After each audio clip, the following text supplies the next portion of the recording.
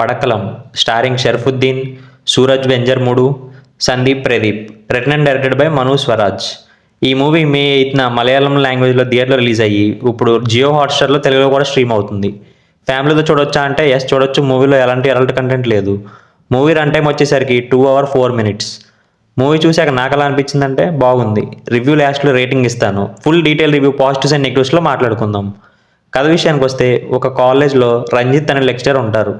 ఆయన లూడో లాంటి గేమ్ ఒకటి ఆడి ఇంకో పర్సన్ని కంట్రోల్ చేసే పవర్స్ తెచ్చుకుంటారు. ఆ పవర్స్ని వాడి షాజీ అనే లెక్చరర్ని కంట్రోల్ చేస్తారు. ఇదంతా జితిన్ అనే స్టూడెంట్ తెలుసుకుంటాడు. ఇవన్నీ తెలుసుకున్నాడని జితిన్ని కూడా కంట్రోల్ చేయడం స్టార్ట్ చేస్తారు.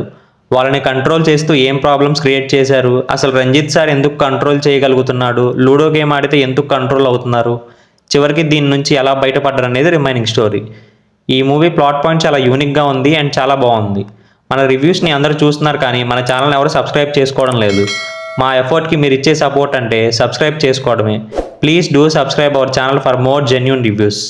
మూవీలో పాజిటివ్స్ వచ్చేసరికి వినడానికి మూవీ స్టోరీ కాంప్లికేటెడ్గా ఉన్న స్టోరీ ప్లాట్ పాయింట్ చాలా చిన్నది, బట్ దాన్ని మంచి స్క్రీన్ ప్లేతో ఫిల్ చేశారు. మెజారిటీ ఆఫ్ ద మూవీ ఎంగేజింగ్గానే వెళ్ళింది. పర్ఫార్మెన్స్ విషయానికి వస్తే రంజిత్ రోల్లో చేసిన షరఫుద్దీన్ గారి యాక్టింగ్ అయితే నాకు చాలా బాగా నచ్చింది. ఫేషియల్ ఎక్స్ప్రెషన్స్లో చాలా వేరియేషన్స్ చూపిస్తారు. అండ్ అలాగే జితిన్ రోల్లో చేసిన సందీప్ గారు కూడా బాగా యాక్ట్ చేశారు. రిమైనింగ్ అందరూ పర్ఫార్మెన్స్ కూడా చాలా బాగుంది. తెలుగు డబ్బింగ్ కూడా బాగుంది. కామెడీ వర్క్ అయింది చాలా పోర్షన్స్లో. కన్ఫ్యూజన్ కామెడీ అయితే చాలా బాగుంది. ఇంటర్వెల్ బాడీ స్వాప్ సీన్ అయితే చాలా బాగా వర్క్ అయింది.